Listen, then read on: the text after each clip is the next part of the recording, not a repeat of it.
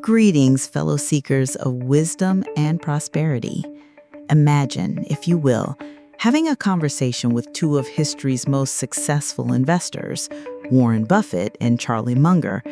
What timeless principles would they share to guide you through the intricate dance of the stock market?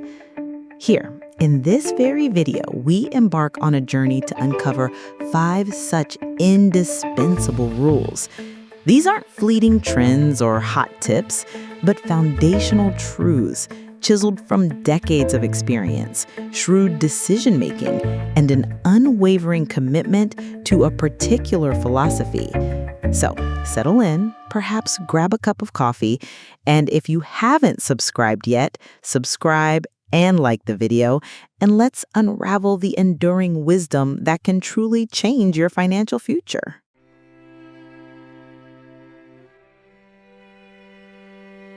Accounting, and we had a wonderful professor named Ray Dean.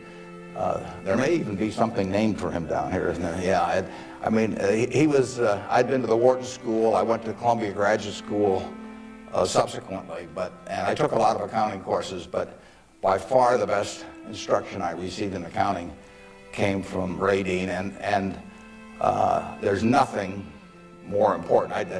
People ask me what they should take in business school,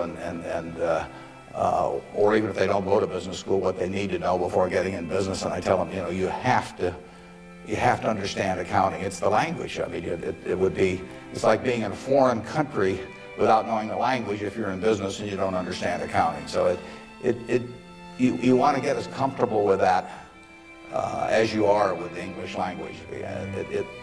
It's made me a lot of money because I listened to what Ray Dean had to say 53 or 4 years ago. Warren Buffett, with his characteristic humility, once reflected on his time at the University of Nebraska, sharing a powerful truth. He'd attended the prestigious Wharton School and later Columbia Graduate School, taking numerous accounting courses along the way. But as he recounts, the best instruction I received in accounting came from Ray Dean, a professor whose lessons from 53 or 4 years ago helped him understand businesses like no other. Think of it this way. If you're venturing into a foreign country, would you expect to navigate successfully without understanding the local language? Buffett likens being in business without understanding accounting to being in a foreign country without knowing the language. It is, quite simply, the universal language of commerce. Buffett explains that a deep grasp of accounting allows you to look at pieces of paper, those formidable 10Ks, 10Qs, and annual reports, and truly understand what that told me about businesses and the limitations of what it told me about businesses. This isn't just academic, it's immensely practical.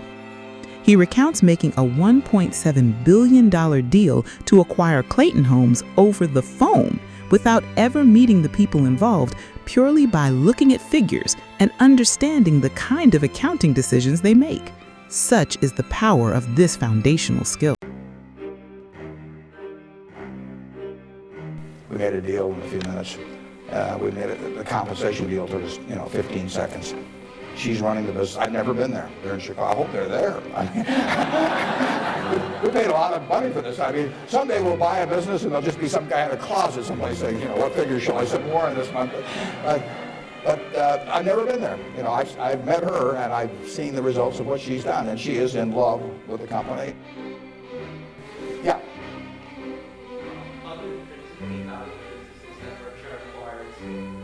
How do I value the business that Berkshire acquires? Well, the first thing I have to decide when somebody calls me is valuing this business within my circle of competence. I don't know how to value Microsoft. I don't know how to value Oracle. I mean, if Larry Ellison calls me or Bill Gates calls me, and they don't. But if any of those, I don't know, or biotech or anything, I wouldn't know how to value it. I just, I wish them well and tell them, I think it's worth twice as much as they think it is, but I'm just not in the mood to buy it today. I don't know, so it has to be within my circle of competence. Our first crucial rule, straight from the Oracle of Omaha himself, is deceptively simple. Master the language of business, accounting. Warren Buffett, with his characteristic humility, once reflected on his time at the University of Nebraska. sharing a powerful truth. He'd attended the prestigious Wharton School and later Columbia Graduate School, taking numerous accounting courses along the way.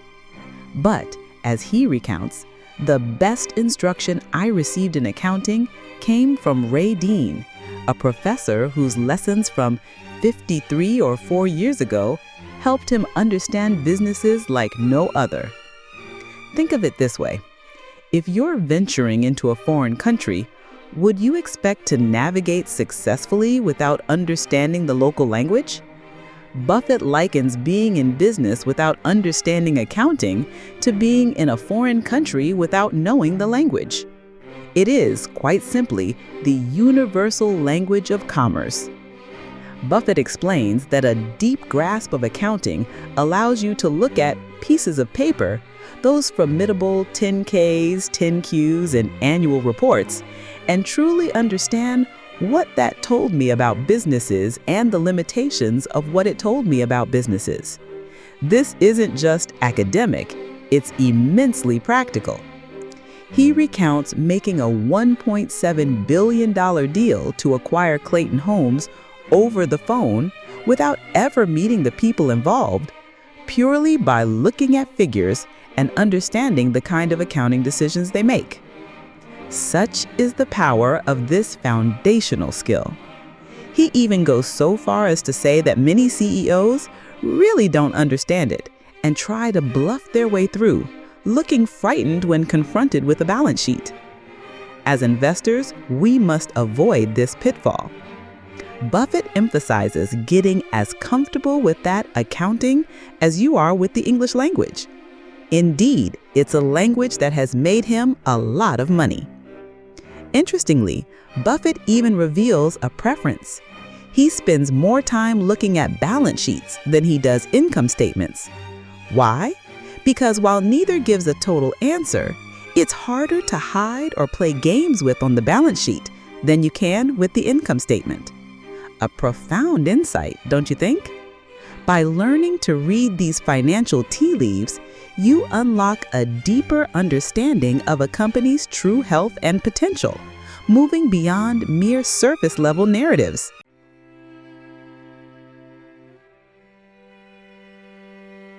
I wouldn't know how to value it. I just, I wish them well and tell them, I think it's worth twice as much as they think it is, but I'm just not in the mood to buy today. I don't know, so it has to be within my circle of competence. My circle of competence is, businesses I can understand. And when I say understand, I don't mean understand how to use a computer or not use a computer in terms of a computer company. I mean understand what the economic characteristics of the business are and what the company's really going to look like in 5 or 10 or 20 years. Bill Gates will tell you that if he were investing, he would buy Berkshire rather than Microsoft because it's so much easier to understand what our businesses are going to look like, whereas he's in a business where you're going to really have to be doing things differently over time. So I know that Wrigley's is going to be the #1 chewing gum in the country. I know Snickers is going to be the #1 candy bar in the country 10 years from now. It's been the #1 candy bar for 40 years. He offers a candid admission. I don't know how to value Microsoft. I don't know how to value Oracle or biotech or anything. I wouldn't know how to. Instead of faking it, he simply wishes them well. His expertise lies in businesses he can understand, focusing on what the economic characteristics of the business are and what the company is really going to look like in 5 or 10 or 20 years. This principle is beautifully illustrated by his reference to baseball legend Ted Williams, who wrote a book called The Science of Hitting. Williams divided the strike zone into 77 squares, each the size of a baseball, and explained that if he only swung at pitches in his sweet zone, his batting average would be .400. Outside that zone, it would drop to .230. Buffett brilliantly applies this to investing. In investing, there's no called strikes. People can throw Microsoft at you name it, any stock, General Motors, and I don't have to swing, and nobody's going to call me out on call strikes. He only gets a strike if I swing at a pitch and miss. This means an investor can wait there and look at thousands of companies day after day.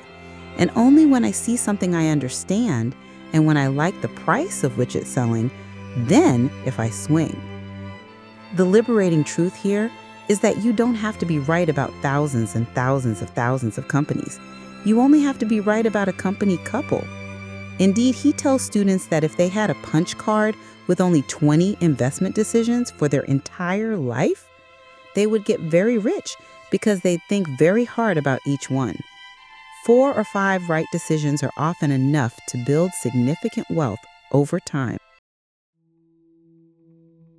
So don't feel pressured to have an opinion on every company or every sector. Your job is to define what you genuinely understand and stick to it, patiently waiting for opportunities within your personal sweet zone. Now for our third rule, a cornerstone of value investing. Seek durable competitive advantages, often referred to as moats. Charlie Munger, Buffett's longtime business partner, encapsulated this perfectly. After filtering for businesses we understand, we must find one with some intrinsic characteristics that give it a durable competitive advantage. Warren Buffett often describes this as a moat around a business, protecting its profits from competitors. What makes a good moat? It's about having something that allows a company to consistently outperform. Consider the giants. Buffett explains that Wiggly is going to be the #1 chewing gum in the country, and Snickers is going to be the #1 candy bar in the country 10 years from now, because people lay out 50 cents for something that they stick in their mouth that they're not about to experiment. The brand loyalty and consumer habit act as a powerful moat. Another fascinating example Buffett shares is Craig Ponzio's custom picture frame business. With 18,000 small, fragmented framers, no one can carry a large inventory. Ponzio built a business that totally dominates the wooden custom frame business by having 22 plants around the country that can get the frame that the custom framer orders 85% of the time. If they order it by 5 o'clock today, they'll have it by 3 tomorrow afternoon.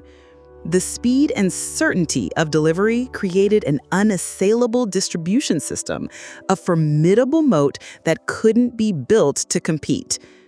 Buffett's ultimate test for a moat is simple yet profound. If I had $1 billion and I want to go and compete with these guys, could I knock them off? If you can't, even with immense capital, that business likely possesses a durable competitive advantage. Seek out these economic castles with wide, deep moats, and you'll find businesses built to last. Our fourth rule is perhaps the most challenging for many, but utterly essential. Be patient and wait for fat pitches. Returning to the wisdom of Ted Williams and his strike zone, Buffett reminds us that in investing, unlike baseball, there's no called strikes. You can stand at the plate and let thousands of pitches go by without consequence. Nobody's going to call me out on call strikes. I only get a strike called if I swing at a pitch and miss. This powerful analogy teaches us that we don't have to constantly be invested or have an opinion on every market fluctuation. Instead, we can accumulate cash and wait patiently like a skilled batter for the perfect pitch, a business we understand offered at an attractive price. Berkshire Hathaway itself often accumulates massive amounts of cash, sometimes over $149 billion, because prices are sky high for businesses possessing decent long-term prospects. It's by no means ideal, Buffett admits, but he doesn't burn his money on overvalued stocks. The market, much like life, doesn't present opportunities in an orderly fashion. It isn't like every day you got 4 opportunities, Buffett notes. Instead, things get extraordinarily attractive very occasionally. As he sagely states, you don't make money when you buy or sell, you make money while you wait. This patience allows for decisive action when the rare opportunity arrives. Remember the Clayton Homes deal? Buffett made that $1.7 billion transaction over the phone. The first time he met the people was the day after the deal was approved. This quick action was possible not because of impulsiveness, but because years of preparation and understanding had created a sweet spot opportunity.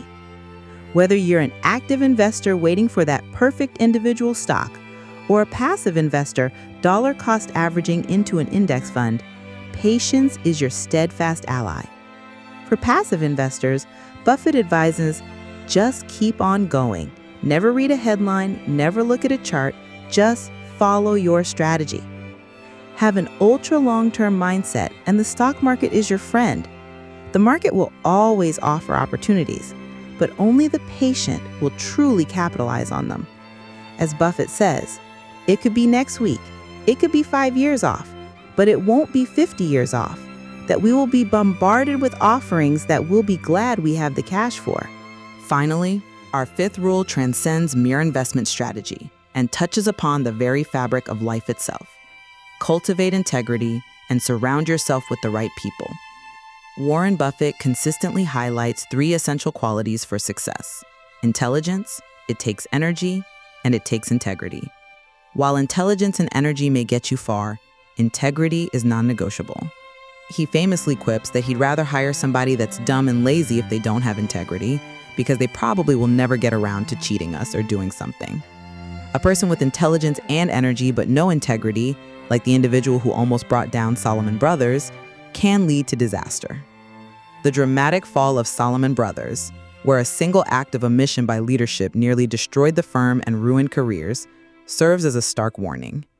Buffett instituted his newspaper test for all managers. Do you really want what you're doing put on the front page of a national newspaper in an article written by an unfriendly but intelligent reporter? If you'd be embarrassed, just forget about it. A reputation, he stresses, takes 37 years to get there, but we could lose it in 37 minutes. It's a precious, irreplaceable asset. Beyond personal integrity, the people you choose to associate with profoundly shape your journey. Buffett believes you will move in the direction of the people that you associate with. The most crucial choice, he suggests, is your spouse, but it extends to friends and colleagues. He advises seeking out individuals who are better than yourself and the kind of person you'd like to be. He values working with terrific people who do more than their share and never sought more than their share of the credit. He himself has only had 5 bosses in his life, and he liked every one of them and has never been really disappointed by any teacher I've had. This preference for working with admirable individuals is, for him, the ultimate luxury. This rule reminds us that financial success, while a worthy goal, is ultimately intertwined with our character and the quality of our relationships. As Buffett beautifully puts it, at his age, you will not measure how well you've done by how much money you've got. You will measure your success in life by how many of them really love you. True wealth, it seems, extends far beyond the balance sheet. And so, we conclude our exploration of Warren Buffett and Charlie Munger's timeless wisdom. To recap, here are the 5 enduring rules for successful stock market investing, and indeed, for a well-lived life. 1. Master the language of business, accounting. 2. Understand your circle of competence. 3. Seek durable competitive advantages, moats. 4. Be patient and wait for fat pitches. 5. Cultivate integrity and surround yourself with the right people. These principles, while seemingly simple, require discipline, introspection, and an unwavering commitment to character. They remind us that investing isn't about chasing headlines or quick wins, but about a profound understanding of business, a realistic self-assessment, and an unwavering commitment to character. I hope this journey into the minds of these investing legends has illuminated your path and inspired you to approach the world of finance with renewed clarity and conviction. If these insights resonated with you, please consider giving this video a like, sharing it with someone who might benefit, and subscribing to our channel